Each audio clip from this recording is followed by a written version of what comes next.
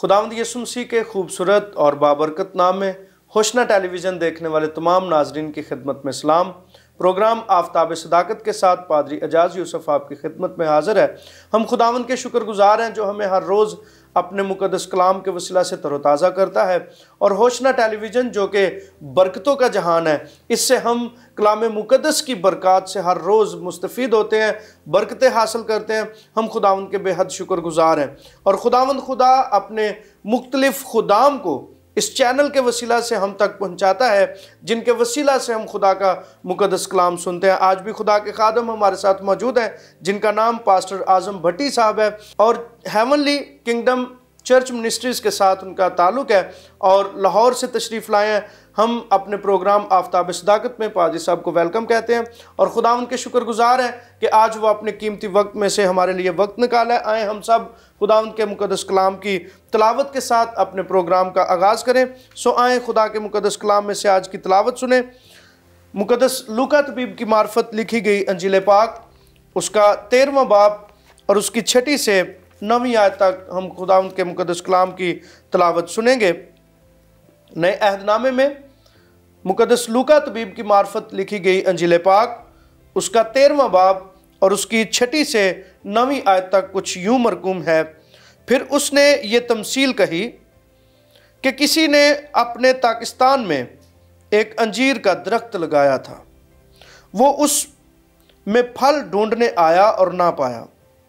इस पर उसने बागबान से कहा, देख 3 साल से मैं इस अंजीर के दरख्त में फल ढूंढने आता हूँ और नहीं पाता, इसे काट डाल, ये ज़मीन को भी रोके हुए है।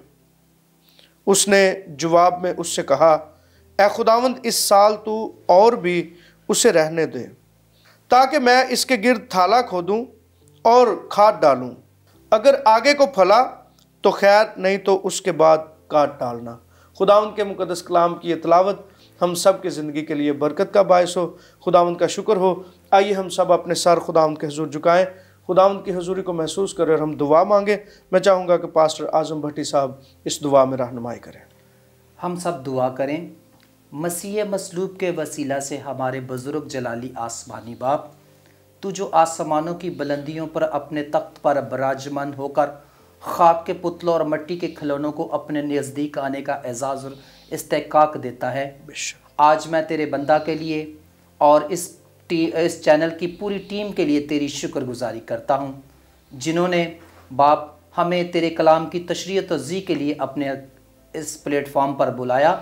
आज जब हम तेरे कलाम की तशरीह तज़ी करें, जो तेरे कलाम में से सीखें, तेरा पाक रूह हमारी रहनुमाई करे, क्योंकि तेरा पाक रूह हमारा अच्छा उस्ताद है, अच्छा रहनुमा है। हम तेरे पाक रूह की कुदरत के साथ तेरे कलाम को समझने के लायक बन जाएं। हिकमत और दनाइश और आगाही जहानत व फतानत से नवाजना, ताकि तेरा नाम जलाल पा जाए और हम तेरे हजूर से और सुनने वाले तेरे हजूर से बरकत, तरक्की और खुशहाली पाएँ। बड़ी बरकत दे, यीशु मसीह के नाम से ये दुआ मांगते हैं, आमीन। अजीज़ नाज़रीन, खुदा उनकी शुक्रगुजारी करते हैं कि आज खुदा के खादम बड़ी दूर दराज से हमारे साथ मौजूद हैं, और हम इनकी वसातत से आज खुदा का कलाम सीखेंगे। मैं चाहता हूँ कि इस तलावत किए गए मतन के मुताबिक खुदा के मुकद्दस कलाम में से हमें सिखाएं। जी पास साहब। थैंक यू सो मच भाई साहब, आपने आज हमें अपने प्रोग्राम आफ्ताब सदाकत में हमें बुलाया और मुझे खुदावंद के कलाम मुकद्दस की तशरीह तज़ी का मौका दिया। सबसे पहले तो मैं लश्करों के खुदा के बेटे यीशु मसीह का शुक्र अदा करना चाहता हूँ, और उसके बाद होशियाना टीवी की सारी टीम के लिए मैं खुदावंद का शुक्र अदा करता हूँ, जो खुदा के इस बड़े काम में अपना हिस्सा डाल रहे हैं, और आप सब इसके लिए मुबारकबाद के मुस्तहकम हैं। बहुत शुक्रिया। और सब इसके बाद जो हमने कलाम में मुकद्दस में से पढ़ा, उसमें से सीखते हैं कि फिर उसने ये एक तमसील कही कि किसी ने अपने ताकिस्तान में एक अंजीर का दरख्त लगाया। इस तमसील को सीखने के लिए पहले मैं चाहूँगा कि एक और हवाला हम तलावत करें, और वो हम देखेंगे यसाया नबी के सहीफ़े के 5वें बाब की 7वीं आयत देखेंगे, जो हमारी रहनुमाई करेगी, जो कुछ यूं मरकूम है, सो रब्बुल फाज का ताकिस्तान बनी इसराइल का घराना और बनी यहूदा उसका खुशनुमा पौधा है। बेशक। और इसमें हम देखते हैं कि सारे जहानों का खुदा, आसमान और ज़मीन का तख्लीकार, जी जी, उसने एक पाकिस्तान लगाया है, और ये पाकिस्तान जो है ये पूरी दुनिया है। बिल्कुल। और उसमें जो अंजीर के दरख्त के साथ तशबीह दी गई है, उसमें आप और मैं और तमाम रास्तबाज ईमानदार खुदा तरस लोग जो हैं वो उसके पाकिस्तान में उसके पौधों की नुमाइंदगी करते हैं। बिल्कुल। और खुदा आसमान से जब भी एक साल के अख्ताम पर, आप 31 दिसंबर को लगा लीजिए, 31 दिसंबर पर वो हमारी जांच पड़ताल करता है, हमें देखता है कि इसकी जिंदगी में क्या कोई फल है, मैंने इसको जो जमीन पर भेजा था जिसके लिए, क्या इसने अपनी ड्यूटी को वो ऐसा तरीके से या पूरी ईमानदारी से रास्तबाजी से परफॉर्म किया है, या कि ये अपनी ड्यूटी में करने में कोताही बरत रहा है। जी जी। और खुदा जब देखता है तो फिर जैसे आपने कलाम मुकद्दस की तलावत की कि मालिक आता है और वो बागबान से कहता है कि इस दरख्त को, और एक खास पौधे का नाम लिया गया अंजीर के दरख्त को, इसको तू काट डाल। क्यों? कि मैंने 3 साल इसमें से फल ढूंढने की क्या की कोशिश की, पर मैंने इसको नहीं पाया।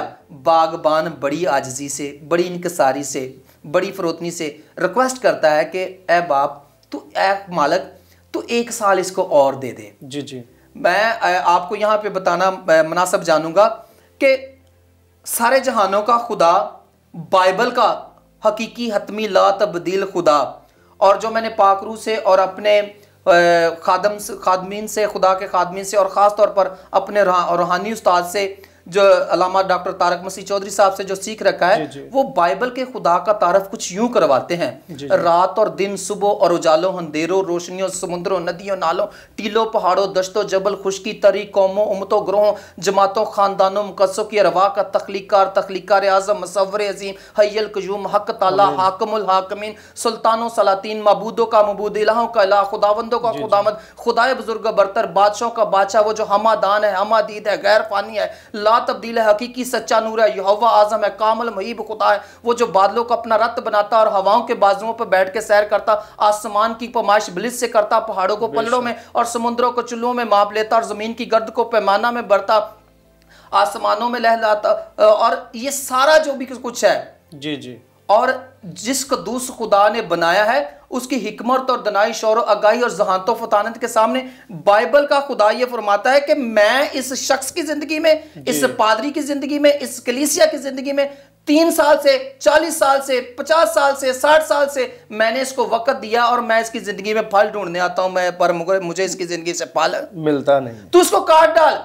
पर मेरा और आपका आका, मेरा और आपका नजात दहिंदा, मेरा और आपका बचाने वाला, मेरा और आपका छुड़ाने वाला, मेरा और आपका मनंजी, वो रिक्वेस्ट करता है तू 1 साल इसको और रहने दे। अब यहां पर इस तमसील में यह है कि मैं इसके गिर्द खाला खोदूंगा, मैं रूह से भरे खादमीन को बुलाऊंगा, इससे इसकी मुलाकात उनसे करवाऊंगा, मैं इसको खाद डालूंगा, मतलब है कि मैं पाकरू की हवा इसको लगाऊंगा, मैं इसको कलाम मुकद्दस की तशरीह और तज़ीज़ का और इसको रूह से भरे खादमीन के साथ इसकी मुलाकात करवा के मैं इसको बार फिर मौका दूंगा, ताकि ये इस लायक बन जाए कि वो एट द एंड फल लेके आने वाला बने। बिल्कुल।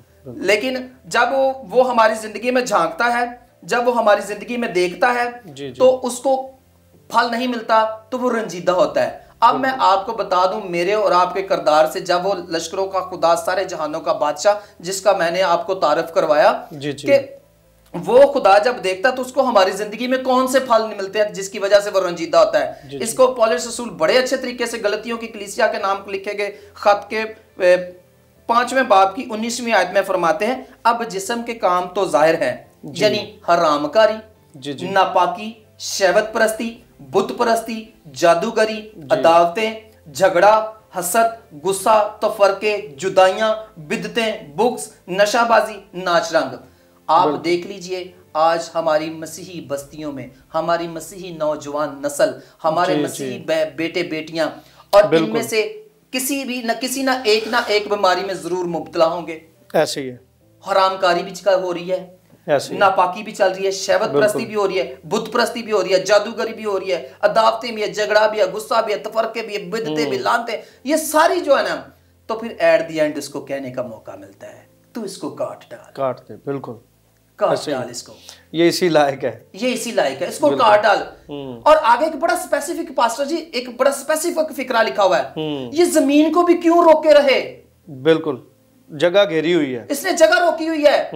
अब ये अपने गंदे फेलो अमाल से, अपनी गंदे को गुफ्तगू से, अपने गंदे किरदार से, अपने गंदे फेलो, अपनी तमाम तरह की गंदी एक्टिविटी से ये दूसरों के लिए भी जो है ना वो परेशानी का बायस बन रहा है। अब तो इसको काट देगा ताकि दूसरों के लिए निशाने इबरत बन जाए कि अगर जैसे मत्ती रसूल की मार्फत लिखी गई अंजील के तीसरे बाब में लिखा हुआ है कि अब दरख्तों की जड़ों पे कुल्हाड़ा रखा हुआ है। बिल्कुल, जो दरख्त अच्छा फल नहीं लाता वो क्या कर दिया जाएगा, काट दिया जाएगा।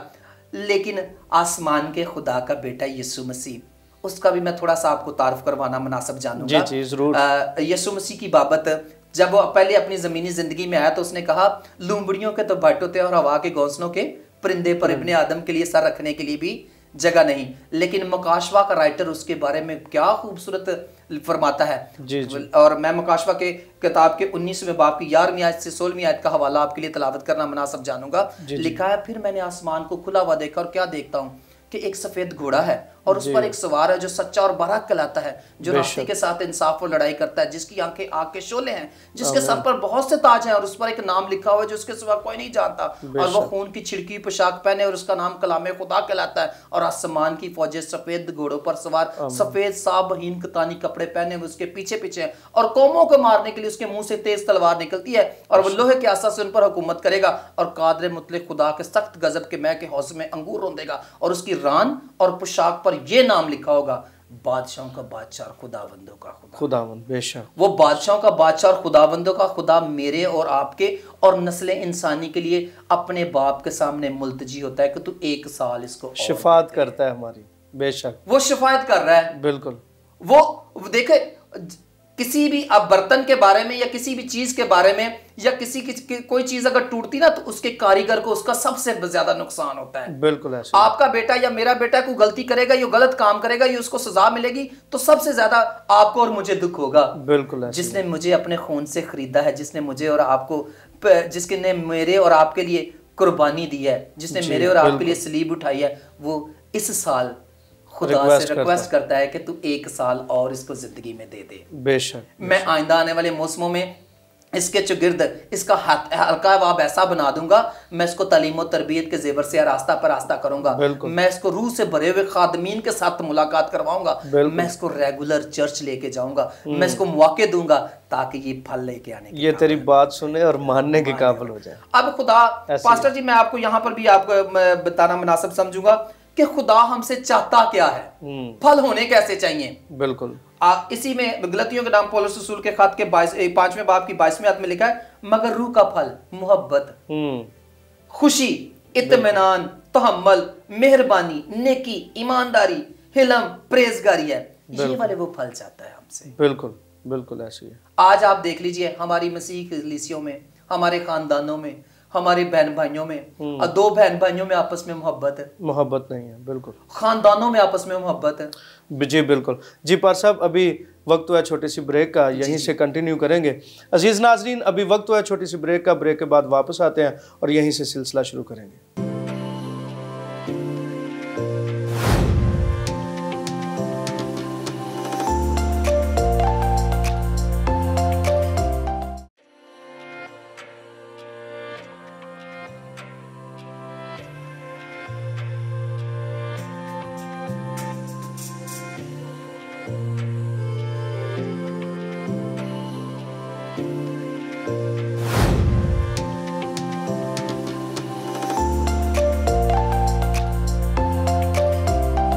वेलकम बैक नाजरीन, होशना टेलीविज़न पर प्रोग्राम आफ्ताब सदाकत में एक बार फिर आपको खुशामदीद कहते हैं। और आज बहुत अच्छी तमसील के बारे में हम खुदा के खादम पास्टर आज़म भट्टी साहब से सीख रहे हैं और खुदावंद का शुक्र करते हैं कि उन्होंने बड़े अच्छे तरीके से बाइबल मुकद्दस के खुदा का तारुफ करवाया, फिर खुदावंद यीशु मसीह का तारुफ करवाया और हकीकी जो बागबान है खुदावंद यीशु मसीह उनके बारे में बताया कि वो आज भी हमारी शिफात करते हैं। और ब्रेक पे जाने से पहले हम सीख रहे थे कि वो हमारी शिफात करते हैं और जो काम वो हमारी ज़िंदगी से चाहते हैं वो है मोहब्बत, हिलम, परहेजगारी, ये वो काम है जिनका तकाजा खुदावंद यीशु मसीह करते हैं। आज इसी हवाले के ताल्लुक से, इसी मजमून पर मैं चाहूँगा कि खुदा के खादम हमें मज़ीद इसके बारे में सिखाएं। बहुत शुक्रिया भाई साहब। जैसे मैं आपको पहले बता रहा था कि जी जी, हम अपने खानदानों में देख लीजिए, ऐसे अपने घरानों में देख लीजिए, अपने बच्चों में देख लीजिए, अपनी कलीसियाओं में देख लीजिए, मोहब्बत का बहुत बड़ा फुकदान है। ऐसे ही है, मोहब्बत सिर्फ कहने के तल्लुक से ही रह गई है। जी जी। और देखें, जो खुदा पाकरू ने मुझे सिखा रखा है, खुदा के नजदीक बाइबल अगर पूरी की पूरी अगर समेटी जाए, एक लफ्ज में लिखी जाए, तो वो है मोहब्बत। मोहब्बत, इसलिए हम इंग्लिश में एक फिक्रा लिखते हैं, गॉड इज लव, खुदा मोहब्बत है। और खुदा के नजदीक मोहब्बत की बड़ी अहमियत है। ऐसे ही। अगर तो आप खुदा के साथ चलने वाले हैं, अगर तो आप खुदा को, अगर अपने आप को रास्तबाज, ईमानदार, खुदा तरस कहते हैं, जी जी, तो फिर आपके अंदर खुदा की मोहब्बत कूट कूट के भरी होनी चाहिए। बिल्कुल ऐसे। आप अपनी कलीसियाओं में देख लीजिए, आप अपनी मसीही बस्तियों में देख लीजिए, बहुत सारे आपको नजर आएंगे मोहब्बत का फुकदान है वहां पे, मोहब्बत है ही नहीं है। और सबसे बड़ी बात, अगर खुदा अदम बर्दाश्त बहुत है। हाँ बिल्कुल ऐसे ही, वही मोहब्बत का फुकदान है ना। जी जी, मोहब्बत है ही नहीं है। जब मोहब्बत नहीं होगी तो फिर अदम बर्दाश्त होगी। और लोग जो, जैसे ऊपर हमने जो जिस्म के काम पढ़े थे, उनमें सबसे बाद में दरमियान में आता झगड़ा। जब आपके अंदर मोहब्बत नहीं होगी तो दावत होगी, जब दावत होगी तो लड़ाई झगड़ा होगा, हसद होगा, फितना होगा, फसाद होगा। तो इसी से वो जो है ना, वो आप नाफरमानी के फर्जंद और खुदा के फर्जंद आप फलदार और ना बेफल बेशक डिफाइन कर सकते हैं। आपको पता चल जाएगा कि ये फलदार जिंदगी है, ये बेफल जिंदगी है। बिल्कुल। और उसके बाद है खुशी। जब आप मोहब्बत से भर गए हैं तो ऑटोमेटिकली खुदा की इत्मीनान की खुशी आपके अंदर होगी। बेशक, चेहरे पे इत्मीनान होगा, खुशी होगी। और आप खुशी, यहां पर मैं आपको एक और बात बताना चाहता हूं। जी जी। आपके अंदर ऐसी खुशी नहीं होनी चाहिए थी। मेरी कलीसिया में एक बेटी नई ब्याह के हमले वो आई तो बाबा जी का जरा पिंड दा माहौल सी, तो बाबा जी का बड़ा रोब था, दबदबा था अपने उस कलीसिया में, अपने घर में। तो घर में जब तो देखा कि बेटी अभी नई थी बहू, कुछ महीने, एक आध महीना हुआ था, वो कभी इस कमरे में जाके रोए, कभी इस कमरे में जाके मुंह बना के बैठे, कभी इस कमरे में। बाबा जी ने उसको बुलाया, उसने कहा बेटा इधर आओ, तेरे साहब ने कुछ कहा? कहती जी नहीं। जी जी। तेरी सास ने कुछ कहा? नहीं जी। तेरी नंदों में से किसी ने कुछ कहा? यानी कि उसने कहा मेरी बेटियों में से किसी ने कुछ कहा? जी जी। नहीं। तो उस बाबा जी ने इग्नोर कर दिया, उसने कहा कोई बात नहीं जी। थोड़े दिनों के बाद फिर उसने देखा कि बहू जो है ना वो ऑटोमेटिकली वैसे ही जैसे उसका रवैया था वो रो रही थी। और बाबा जी ने कचहरी लगा ली, बाबा जी ने अपने सारे बच्चों को बुला लिया। और पास जरा आप भी जानते हैं गांव का माहौल जरा थोड़ा सा डिफरेंट होता है हम शहरियों के निस्बत। बाबा जी ने साथ पंजाबी जी कहते हैं डांग भी रख ली। और बाबा जी ने कहा कि अच्छा बेटा इधर आ जा, जी जी, इधर आ मेरी बेटी, इधर मेरे पास खड़ी हो, इनसे नहीं तूने डरना, बता तेरे साहब ने तुझे कुछ कहा? तू रो रही थी आज। उसने कहा नहीं। उसने कहा तेरी माँ ने कुछ कहा? उसने कहा नहीं। इन बच्चियों ने तुझे कुछ कहा? उसने कहा नहीं। क्या तुझे मेके की याद आती है? उसने कहा नहीं। तो उन्हें कहा फिर पुत्र तू रोनी क्यों है? उन्हें कहा बाबा जी मैं रोंदी कदम, मेरा सुभाव ही कुछ इंजदा है। भाई ऐसी खुशी नहीं चाहिए, बिल्कुल ऐसा सुभाव नहीं चाहिए। आसमान का खुदा चाहता है कि आपके अंदर का पूरा इंसान, मेरे अंदर और आपके अंदर, ऊपर तो ज़ाहिरी इंसानियत है, आपके अंदर भी एक पूरे का पूरा इंसान बसता है, वो पूरे का पूरा इंसान खुश हो। बिल्कुल ऐसा ही। और फिर उसके बाद वो पूरे का पूरा इंसान मुतमिन हो। जब आपके अंदर मोहब्बत होगी, आपके अंदर खुशी होगी, आप खुशी से लबरेज होगे, खुदा की खुशी के साथ आप लबरेज होगे, फिर आप मुतमिन भी होगे और हर हाल में फिर आप एडजस्ट भी हो जाएंगे। क्योंकि ये एडजस्टमेंट इसीलिए नहीं ना हो रही थी कि अजीब तरह की खुशी है, ऐसे ही है। तो खुशी वो है जिसमें आप फिर दूसरों में एडजस्ट हो जाएंगे। बिल्कुल। और उसके बाद ये है फिर जब आप मुतमिन होंगे, ऑटोमेटिकली आपके अंदर तहम्मुल भी होगा। आप लोगों की बातों को तहम्मुल के साथ, आप सुकून के साथ, आराम के साथ सुनेंगे, और फिर आपके अंदर बर्दाश्त भी होगी, बेशक, और फिर आप मेहरबान भी होंगे। जब ये पहली तीनों चीजें होंगी तो ऑटोमेटिकली इसमें आप देखें रूह के फलों में पहली चीज की कड़ी जो वह दूसरी चीज के साथ मिलती है, फिर दूसरी चीज की कड़ी तीसरी चीज के साथ मिलती है, ये फिर एक ऐसी चेन परोई जाती है। बिल्कुल। इस साल में मैं आपके वसीला से मसीह कलीसिया को ये मैसेज देना चाहूँगा, या मैं ये रिक्वेस्ट करना चाहूँगा, और खुदा के खादम की हैसियत से मैं इनको खुदा का मैसेज भी पहुँचाना चाहूँगा कि आप इस साल में अपने साथ अहद कीजिए कि आप खुदा की मोहब्बत से भरेंगे अपने आप को, अपने खानदान को, अपनी कलीसिया को, अपने घराने को, अपने मोहल्ले को, अपनी गली को आप मोहब्बत करके दिखाएंगे, बेशक आप खुश होके दिखाएंगे, और आप इत्मीनान मुतमिन होकर दिखाएंगे, आप तहम्मुल करके दिखाएंगे, और उसके बाद आप मेहरबानी करके दिखाएंगे, आप नेकी करके दिखाएंगे, ऐसे ही। और उसके बाद है आप ईमानदारी करके दिखाएंगे। आज जब मैं सुबह आ रहा था तो मेरे साथ एक खुदा के खादम सफर कर रहे थे, तो वो एक बेकरी पे रुके कुछ लेने के लिए। ईमानदारी के तौलक से आपको बताने लगा हूं, वो कुछ बेकरी पे रुके तो उन्होंने वहां से कुछ 1000 समथिंग की चीजें ली। जी जी। अब जब उन्होंने उसको अपने 5000 रुपया दिया तो उसने रिटर्न करना था। जी जी। जब रिटर्न किया तो वो उसको 1000 रुपया एक्स्ट्रा रिटर्न कर रहा था, कैशियर जो है। जी जी। अब वो काउंट किया उन्होंने, तो उन्होंने कहा भाई आप मुझे एक पैसे ज्यादा वापस कर रहे हो। उसने लिया और उसने दोबारा काउंट किया, उसने कहा नहीं मैं तो पूरे वापस कर रहा हूँ। लेकिन ईमानदारी के तलक से बताता हूँ कि उन्होंने वहां पे खड़े होकर कहा मैं मसीहों का पादरी हूँ, जी जी, मैं खादम हूँ, और ये मेरे लिए पैसे हराम है, मेरा खुदा मुझे ये नहीं सिखाता। जबरदस्त। अगर तो आप खुदा के वाकई हकीकी और सचमुच के खादम है, तो फिर आपको ईमानदारी करके सिर्फ लफ्जी नहीं, आपको अपने किरदार अमल से भी आपको दिखाना है कि आप ईमानदार हो। और उसके बाद आप हिलम में, प्रेजगारी में आपको आपका बोलने का अंदाज, आपकी गुफ्तगू, आपका किरदार, आपका फेल और माल, उसमें तसादम नहीं होना चाहिए। बिल्कुल। जो आप बोल रहे हैं वो आप करके भी दिखाएं, आपके किरदार से भी, क्योंकि मेरे और आपके नुमाइंदा, मेरे और आपके यीशु मसीह ने, मेरे और आपके आका ने, मेरे और आपके खुदा ने, मेरे और आपके मनंजी ने जो कुछ कहा वो उसने करके भी दिखाया। बेशक। और अब इट्स अप टू यू, ये आप पे डिपेंड करता है कि आप अपनी जिंदगी से जिस्म के काम जाहिर कर रहे हो या कि आप रूह के फल जाहिर कर रहे हो। बिल्कुल। और एक बात और आपको बताता चलूं आपके प्रोग्राम के वसीले से आपके नाजरीन को, अगर तो आप जिस्म के काम कर रहे हैं तो गलतियों के नाम पौलुस रसूल के खत के 6 बाब की मैं 7-8वीं आयत पढ़ना मुनासिब जानूंगा।